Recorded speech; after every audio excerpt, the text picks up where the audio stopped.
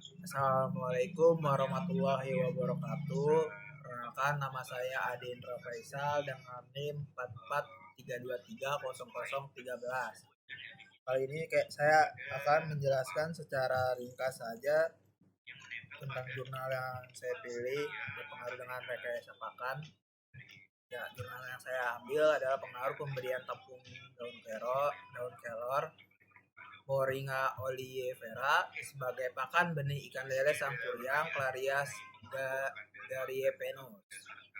Nah, kita langsung jelaskan saja latar belakang tujuan tersebut. Biaya pakan komersial yang tinggi menjadi kendala utama dalam budidaya ikan lele. Untuk mengatasinya, penelitian jurnal ini menguji tepung daun kelor Moringa oleifera sebagai pakan alternatif. Daun kelor dipilih sebagai kandungan protein yang sangat tinggi dan sifatnya yang sangat ekonomis. Jadi murah untuk dilakukan. Tujuannya menemukan dosis optimal tepung daun kelor yang efektif meningkatkan pertumbuhan dan kelangsungan hidup benih si ikan lele. Nah, lalu kita masuk ke metode penelitian dari jurnal tersebut. Jurnal tersebut objeknya yaitu benih ikan lele Sampuriang Clarias gariepenus. Lalu jurnal tersebut menggunakan rancangan acak lengkap RAL dengan 4 perakuan dan 3 ulangan selama 35 hari. Nah, perakuan dosis pakannya ada K kontrol 100%-nya pelet, lalu perakuan A 90% pelet ditambah 10% daun kelor, lalu ada perakuan yang B 85% pelet ditambah 15% kelor, lalu ada perakuan C 80% pelet ditambah 20% daun kelor. Nah, yang di parameter ukurnya ini adalah bobot pertumbuhan dari bobot dan panjang si ikan. Lalu ada kelangsungan hidupnya juga, ada rasio konversi pakan, FCR, dan kualitas air. Nah, langsung aja kita masuk ke hasil pembahasan dari jurnal tersebut.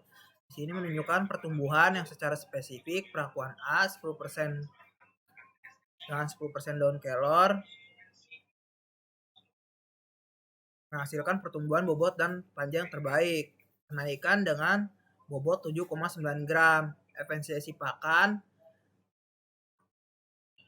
VCR terendah 0,22 yang berarti paling efisien dalam mengubah pakan menjadi biomasa ikan. Jadi perakuan A dengan 10% daun kelor jadi ikan yang paling efisien.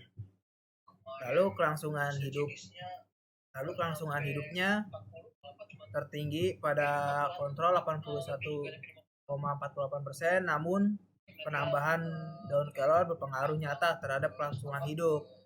Nilai terendah ditemukan pada perakuan A 58% 0,2. Diduga diakibatkan itu terhadap kanibalisme dari ikan lele Sampuriang tersebut, diakibatkan protein nabati yang tinggi dan tidak adanya grading. Jadi ikannya berantem, guys.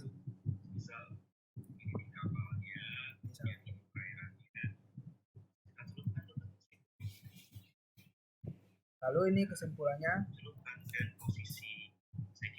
berdasarkan hasil keseluruhan perakuan perakuan A dengan 10% tepung daun kelor dianggap sebagai dosis terbaik dikarenakan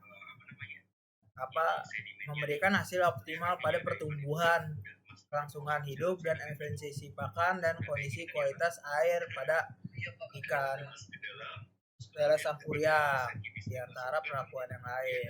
Nah, cukup sekian penjelasan dari saya, kurang lebihnya mohon maaf. Wassalamualaikum warahmatullahi wabarakatuh.